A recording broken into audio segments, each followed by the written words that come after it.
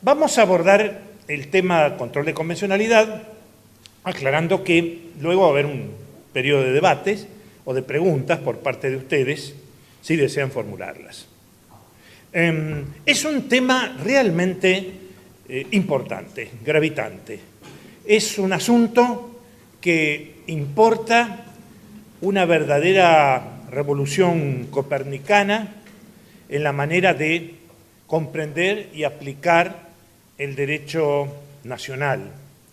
Vamos a asumir la importancia y la gravedad del tema partiendo de una aclaración. La doctrina del control de convencionalidad está, para nosotros, fundamentalmente diseñada por la Corte Interamericana de Derechos Humanos, no hace mucho, desde el año 2006, o sea que tiene menos de 10 años. Cuidado, antes la Corte Interamericana también hacía control de convencionalidad, pero lo hacía ella misma.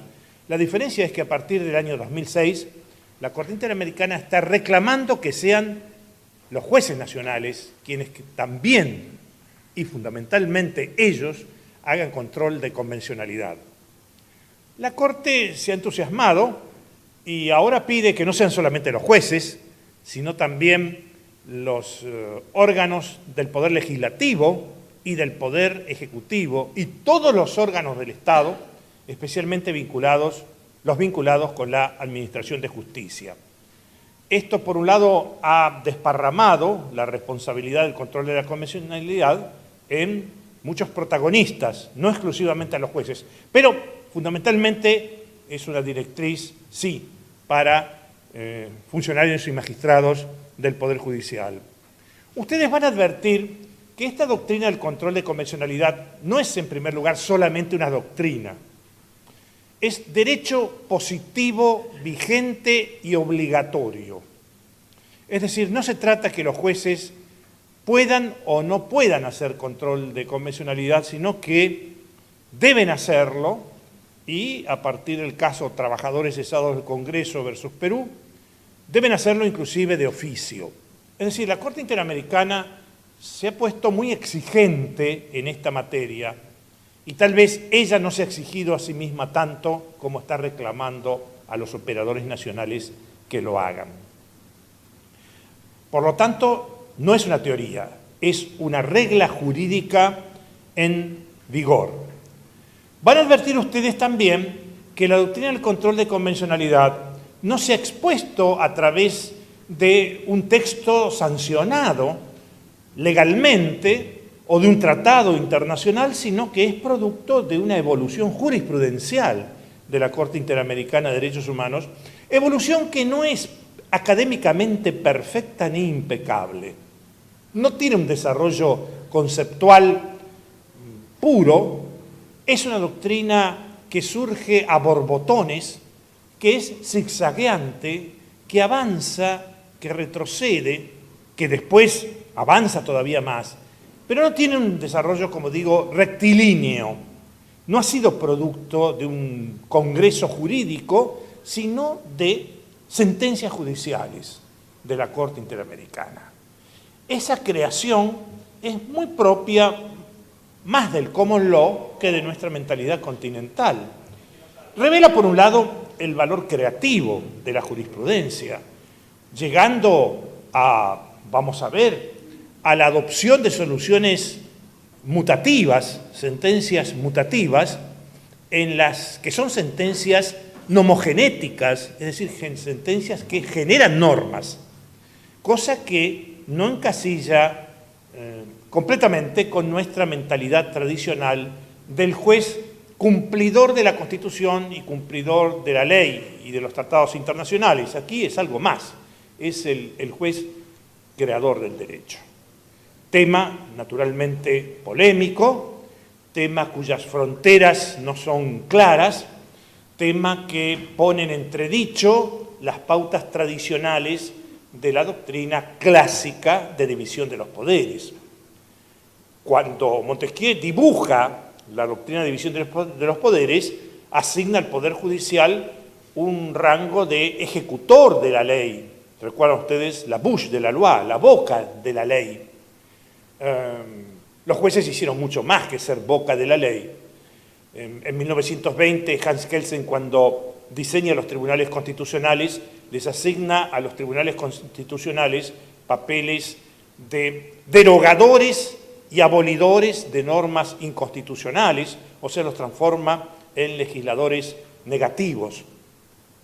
Posteriormente, el desarrollo de diversas doctrinas, especialmente del neoconstitucionalismo, va a auspiciar otra imagen del juez constitucional, y es el juez constitucional nomogenético, el juez que va a impulsar la creación de normas a través, por ejemplo, de sentencias exhortativas, o del juez que va a crear él mismo normas.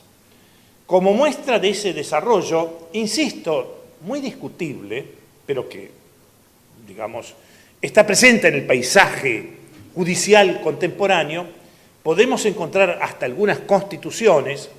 La de Ecuador viene a ser la más significativa, pero varios estados mexicanos como Chiapas, como Querétaro, como Veracruz también lo hacen, constituciones que le asignan a los tribunales constitucionales o a las Cortes Supremas que cumplen roles constitucionales el papel de, ante supuestos de constatar inconstitucionalidades por omisión, el papel previa intimación al Poder Legislativo frustrada, desobedecida, desoída, el poder de dictar la norma faltante como legislador suplente y precario. Es decir, suplente porque actúa si el legislador no lo hizo, y precario actúa hasta que el legislador dicte la norma ausente.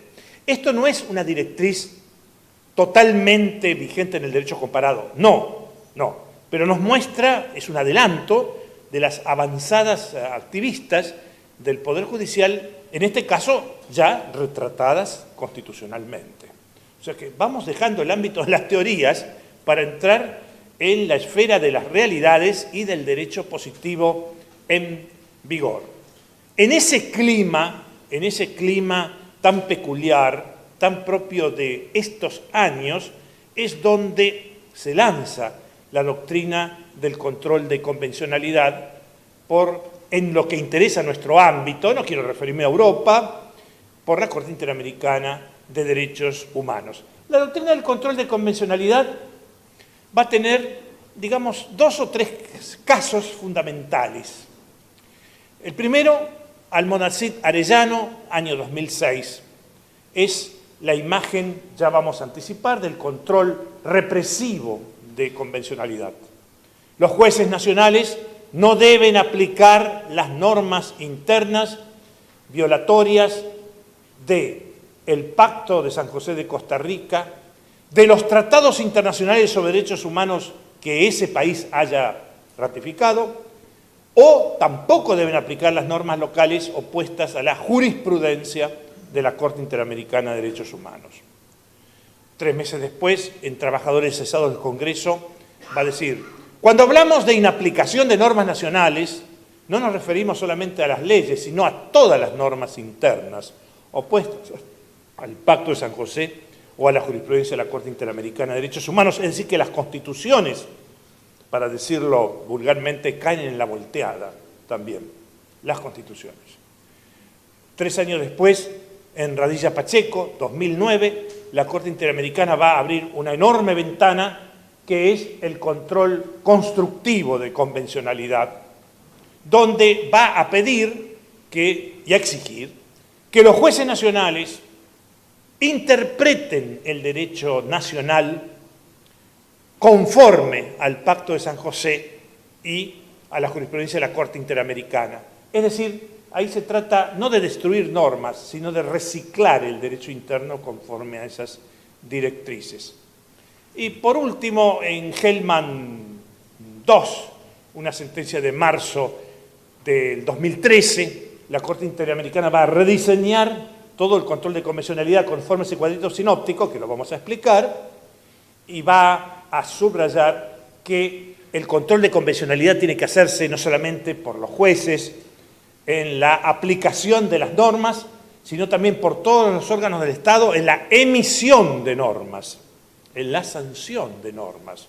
Ahí extiende el cuerpo de los sujetos obligados a hacer control de convencionalidad, no solamente jueces, también legisladores, también el Poder Ejecutivo, todos los órganos del Estado, también un ombudsman, también un tribunal electoral si es un órgano extrapoder, también el Consejo de Estado en Colombia, todos deben hacer control de convencionalidad, inclusive de oficio. Es la Hellman II, un fallo contra Uruguay, la sentencia tal vez más ambiciosa en materia de desarrollo del control de convencionalidad. Con ese panorama vamos a analizar cuál es la situación actual del control de convencionalidad y sus pautas fundamentales, precisamente partiendo del fallo que comentamos. En Hellman II se llama porque Hellman I es un fallo dictado contra Uruguay por violación de derechos humanos durante la última dictadura militar de Uruguay. Hellman II es un proceso de ejecución de sentencia de Hellman I, pero la Corte Interamericana en marzo del 2013 va a responder una sentencia nueva emitida por la Corte Suprema de Uruguay de febrero del 2013, donde dijo la Corte Suprema de Uruguay, en Uruguay los delitos cometidos por la dictadura durante la última dictadura militar no son delitos de lesa humanidad y son prescriptibles porque el Estado uruguayo, cuando se perpetraron estos delitos, no había firmado los tratados de vigencia de los derechos humanos, entonces no era derecho positivo obligatorio. La Corte Interamericana va a decir, sí, no habrá firmado esos tratados, pero los delitos de lesa humanidad eran delitos de lesa humanidad y por lo tanto imprescriptibles, aunque el Estado uruguayo no los hubiera firmado las convenciones, los tratados respectivos, porque así lo disponía el ius cogens internacional. Es decir, el ius cogens es un derecho internacional que puede ser consuetudinario, no formal, no instrumentado en tratados, y que obliga a todos los miembros de la comunidad internacional, les guste o no. Es un requisito de pertenencia a la comunidad internacional de las naciones el aceptar el ius cogens, y por lo tanto Uruguay no podía evadirse de eso sobre pretexto de que no había firmado los tratados internacionales que declaraban la imprescriptibilidad de los delitos de lesa humanidad. Bueno, en ese caso, la Corte Interamericana va a decir, bueno, el control de convencionalidad se puede realizar en dos hipótesis principales. Se debe realizar, no se debe. Caso en que un Estado es condenado por la Corte Interamericana mediante un proceso donde el Estado ha podido comparecer, defenderse y no obstante lo pierde total o parcialmente. Y ya vamos a ver la segunda alternativa, casos en que se proyecta la sentencia dictada contra un Estado, las líneas jurisprudenciales, la doctrina sentada por la Corte Interamericana en la sentencia dictada contra un Estado, se proyecta por un efecto expansivo a todos los Estados, la doctrina fijada por la Corte Interamericana, se proyecta a todos los Estados que aceptan la jurisdicción contenciosa de la Corte Interamericana, entre los que están los principales Estados de Latinoamérica, incluyendo, desde luego, Argentina.